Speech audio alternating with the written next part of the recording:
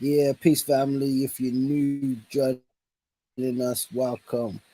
If you joined us before, joining us once again, I appreciate it definitely for sure. We definitely want to start things out with sending condolences to the Wayans family patriarch Howell Wayans, who reportedly died at the age of 86 from unknown causes. People will be familiar with his sons and the family, and they put out a strong message remembering him, saying family first, and saying that he was a legend and was always an example of a man to the boys and to the rest of the family. So we definitely want to extend our condolences to the Wayans family and say rest in peace to Howell Wayans. So it's your boy Fonzie Neutron for BatterOnline.com, Floss Mode, aka Floss Angeles, and you tapped in. What's good, man? Rest in peace to that man. He lived. Sound like he lived a long life. Um, Rest in peace to both of them, Miss Wayans and the father. Yeah, they say that actually, a couple of years ago, his wife Elvira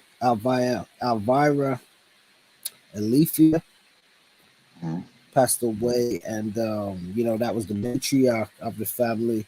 When we think of the Wayans family, we see that meme that goes around constantly with Keenan Ivory Wayans, and it says the first black man to put on his whole family, and the picture got a picture of Sean, Marlon, Damon, Kim, and when we think of just the legacy that they've put together, obviously the progenitors being now the mother and the father now being reunited in a different form, but they were the ones that really made it all happen, just being the progenitors of the family and stuff, and then it just being passed down. We see the great work that Keenan did, going on to Damon, and so on and so forth.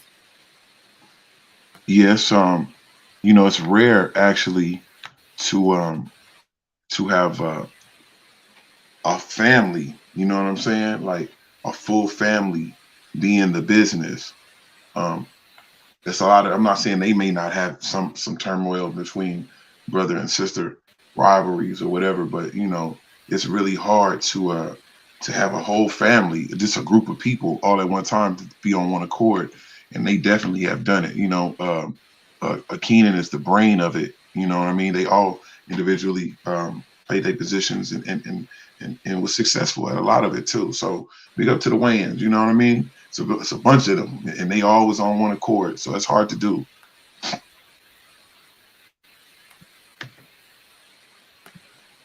Yeah, show you right. I think you're right when you say it can be hard or difficult for everybody to be on one accord. We know that it takes definitely a strong bond.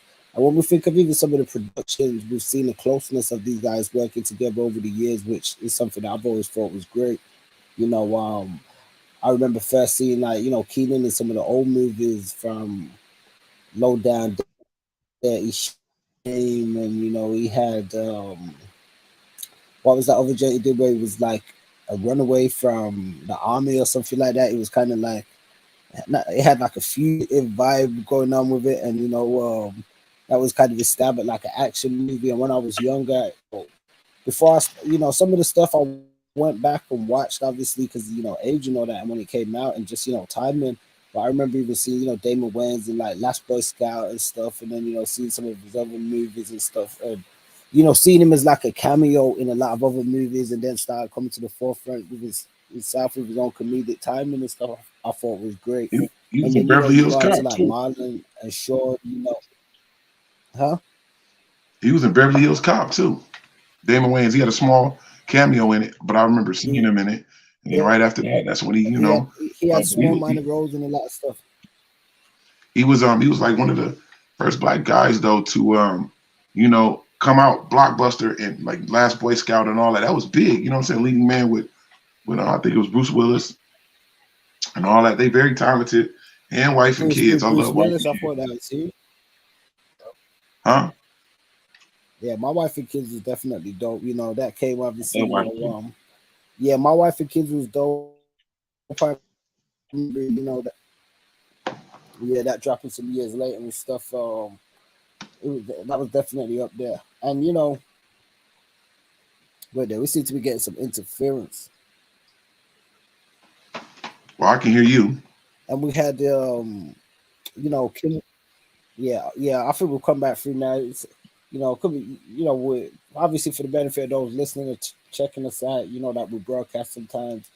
This is multi national. So we got the UK and the US, and even though we're in these times now of high speed bandwidth and internet, sometimes there is a bit of lag in connections and stuff. So bear with us if you do hear any technical difficulties. I know sometimes we might hear them while we're recording, and then it irons itself out when it processes and stuff as well. So we'll bear that in mind. But yeah, not to get slightly off topic, still giving obviously flowers to the Wayans family and stuff, and just reminiscing, I guess, on some of the dope stuff that they've dropped over the years. Because as we look at just the signification when it comes to like black culture and black filmmakers, I mean, there's guys that I think of myself personally as big leading black producers in the film aspect, like Robert Townsend and people like that, and you Spike Lee's and stuff. But I always feel like Keenan, with the stuff that he did with In Living Color, and then some of the early movies, and just his continuation, I think he really sparked a powerful legacy for black creatives and stuff in the industry.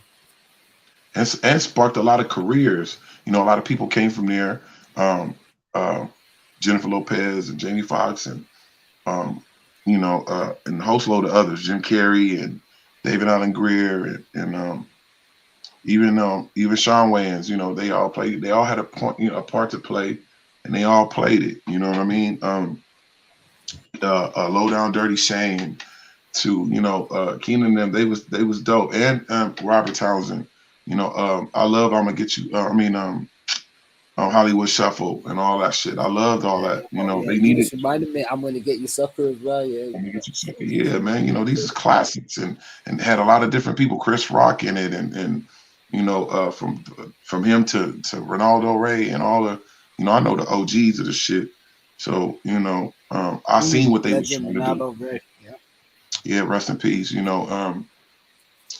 I was, I studied all this shit. I'm a student of all this. You may not have heard of me. Everybody may not see me. I'm a student of this shit. But I knew back then that it was powerful for a black man to even be able to infiltrate Hollywood and be funny. When Keenan used to do Frenchie and all that shit, man, all that shit was classics. Rufus and Reese and all that shit was classics, fucking classics.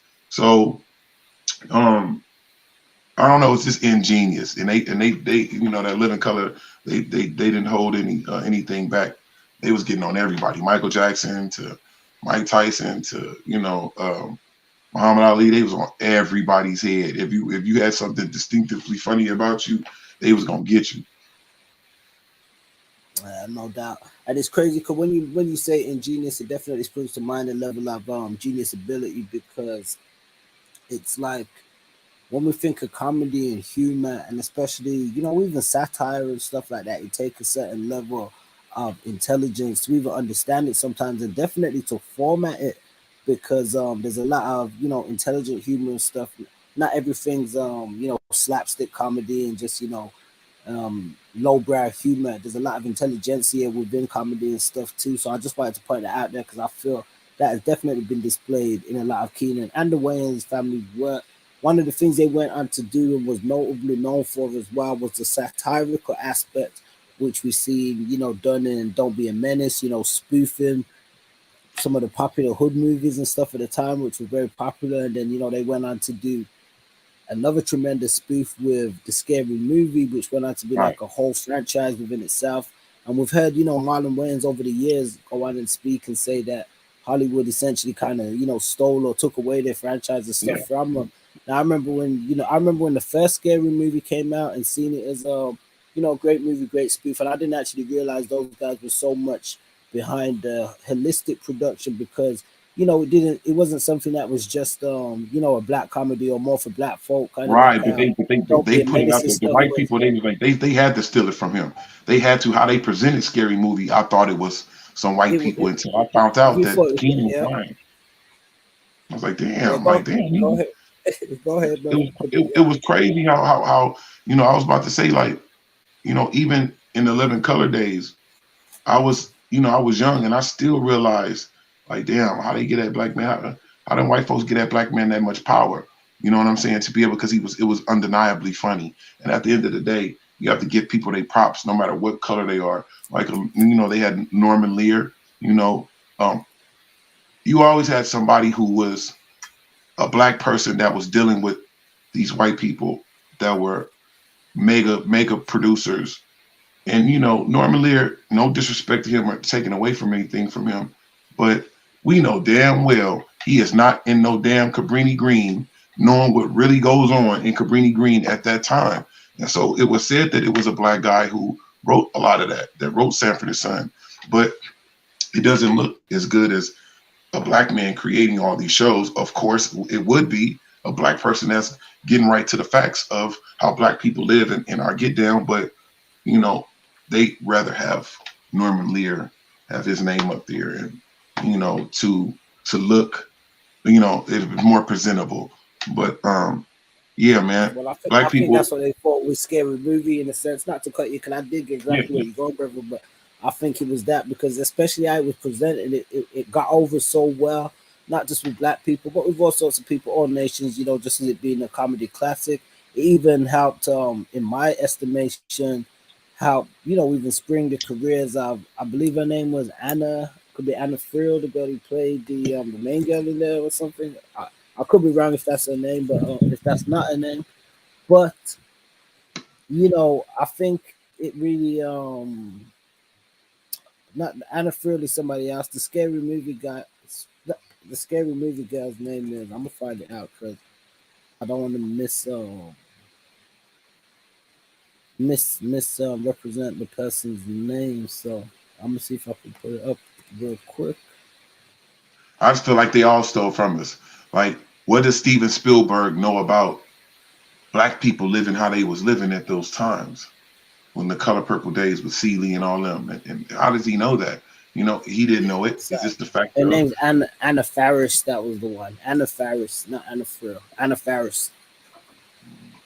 Sorry, I just had to put correction because when you say stuff on the internet, you're always gonna get people and be like, "Oh, you said the wrong name, or you mispronounced them." I think one of the last podcast we did, I made that mistake with somebody's name as well. Also, so I just want to make sure I'm on point. So I was just saying with Scary Movie, I think it launched the career of Anna Faris as well, who played the Sydney girl in there.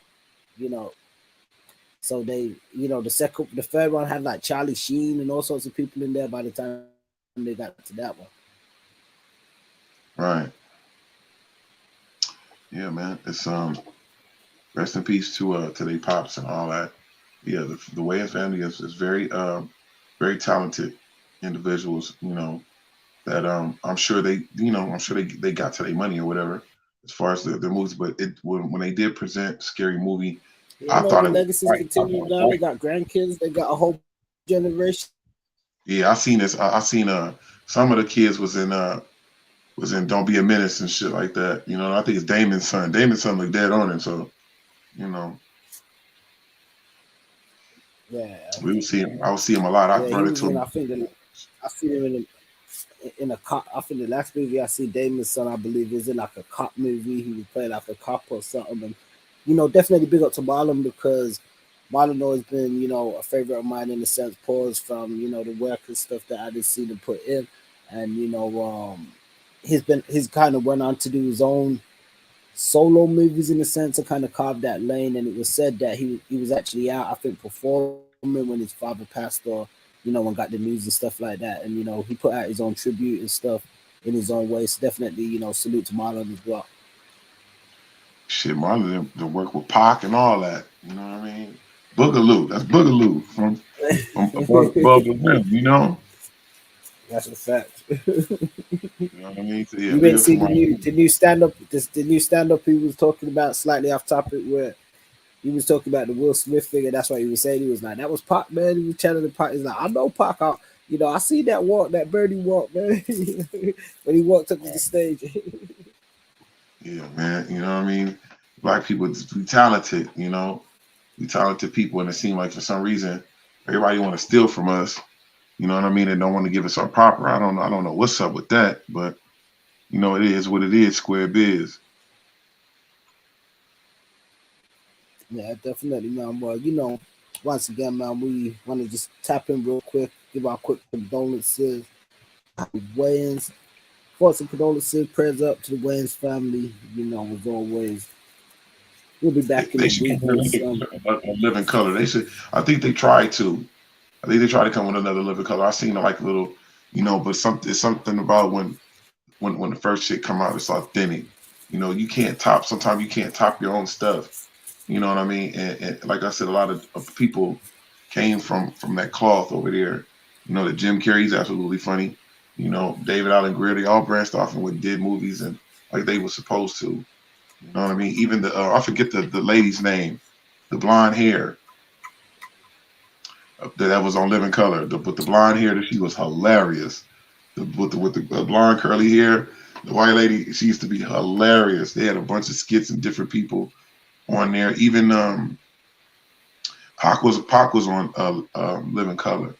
You know what I mean? Jamie Foxx and can't forget what's my man name? Um oh man, skinny guy. Tommy Davidson.